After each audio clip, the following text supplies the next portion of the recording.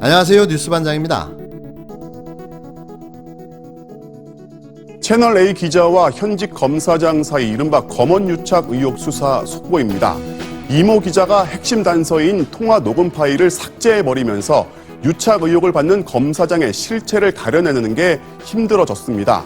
하지만 MBC 취재 결과 검찰은 이 기자의 통화 상대가 애초 의혹의 당사자였던 A 검사장으로 특정하고 통화 내역까지 파악한 것으로 확인됐습니다. 검언유착 의혹이 불거진 사건 초기, 채널A 이동재 기자는 회사 진상조사에서 한동훈 검사장과의 통화 사실을 2차례 시인했습니다. 그러나 변호인을 선임한 뒤 제3자와의 통화였다고 말을 바꿨는데요. 하지만 MBC 취재 결과 검찰은 이 기자와 협박성 취재를 공모한 혐의를 받는 한 검사장의 신원을 이미 확인하고 특정한 것으로 밝혀졌습니다. 이 기자가 이철씨 측 인사를 만나 윤석열 검찰청장의 가장 최측근이라고 표현했던 한동훈 검사장 이야기입니다. 검찰은 통신사 압수수색 등을 통해 지난 2월과 3월 이 기자와 한 검사장이 최소 5차례 이상 통화한 내역과 일시 등을 파악한 걸로 전해졌는데요. 의혹의 핵심 단서인 통화 녹음 파일이 삭제된 만큼 한 검사장에 대한 직접 조사도 불가피할 전망입니다. 검찰 관계자는 의혹이 제기된 검사장의 실체를 포함해 모든 내용을 설명해야 한다는 걸 전제로 의문이 남지 않도록 철저한 수사가 진행 중이라고 밝혔는데요.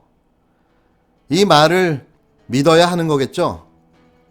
아니, 이 말을 믿을 수는 있는 건가요?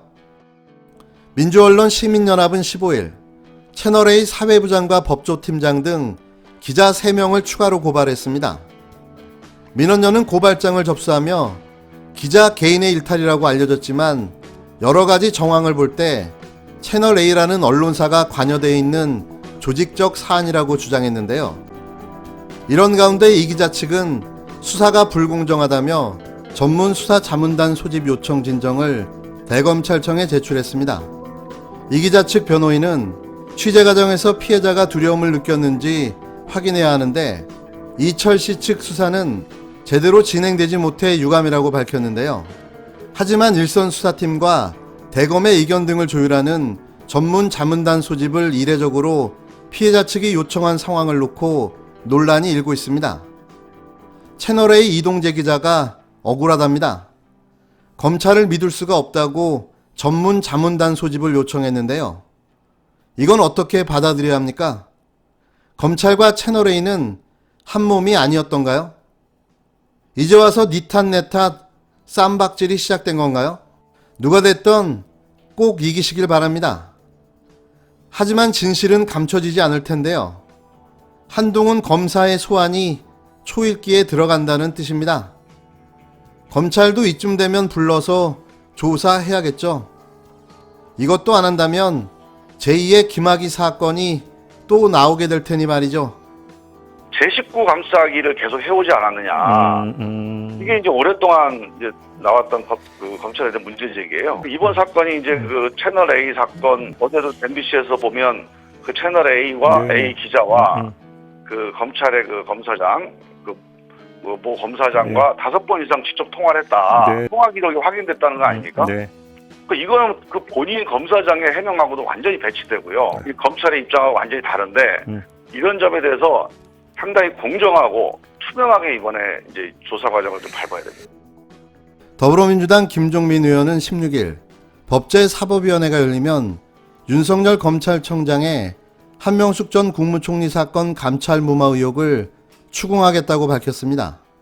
앞서 이 사건과 관련해 법무부는 한명숙 전 총리 사건 수사팀에 대한 감찰을 대검찰청 감찰부 감찰 3과에 넘겼는데 서울중앙지검 인권감독관이 맡도록 검찰청장이 지시한 것을 두고 감찰을 막으려는 취지가 아니냐는 의혹이 제기됐었는데요. 이 한동수 감찰부장이 이제 페이스북에다가 올린 걸 보면 뭐 여기도 자세히는 안 나와요. 그런데 하여간 지금 현재 감찰이 진행 중인 걸로 이렇게 보여집니다.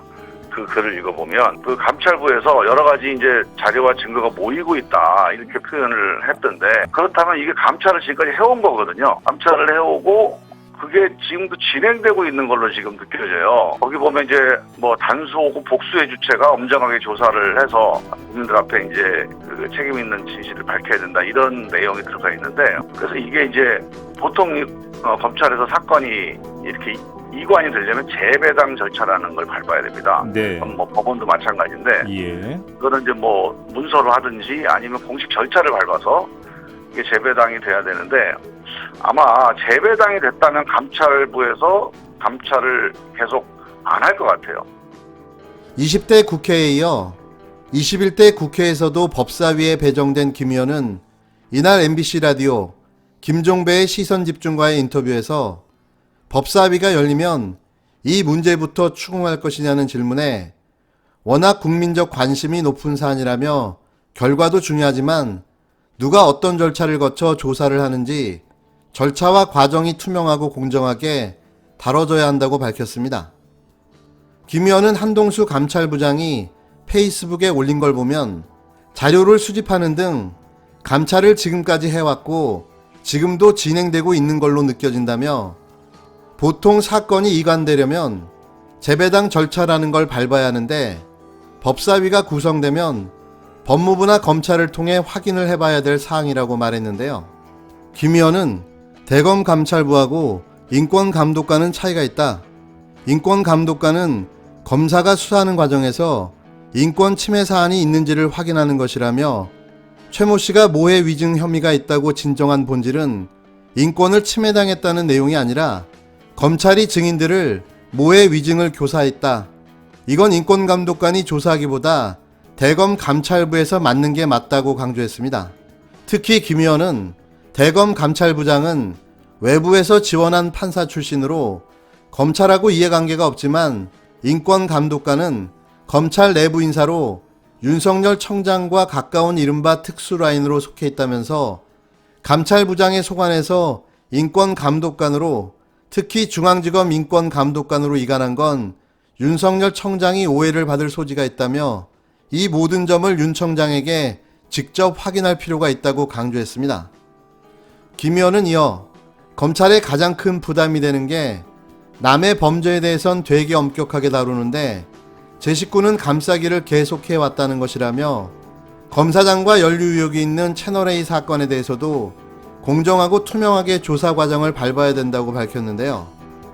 벌써 이 이야기만 수십 번을 방송했고 오늘도 이와 관련된 내용이 21대 국회에서도 법사위로 배정된 김종민 의원까지 지적하고 나선 겁니다. 이건 100% 감찰 무마라는 의심과 정황이 갈 수밖에는 없는 일인 거죠.